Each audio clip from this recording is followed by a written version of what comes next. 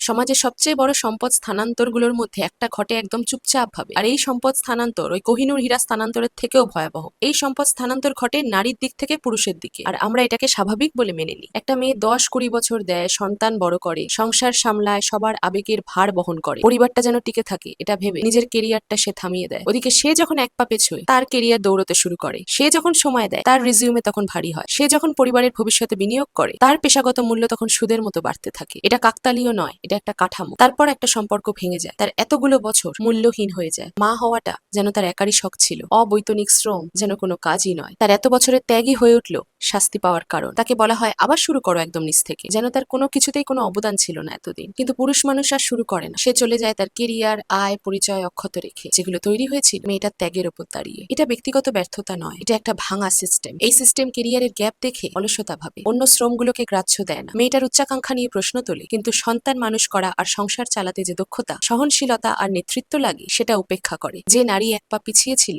সে দায়িত্ব থেকে সরে যায়নি, সে দায়িত্ব আরো বেশি করে বহন করেছে। এটা তিক্ততা নয়, এটা সত্য, এটা ন্যায্যতার দাবি। আর যদি এটা শুনে তোমার রাগ হয়, তাহলে বুঝে নিও তুমি আবেগপ্রবণ হচ্ছ না, তুমি এমন একটা সত্য দেখতে শুরু করেছো যেটা উপেক্ষা করে অনেকেই সুবিধা পায়।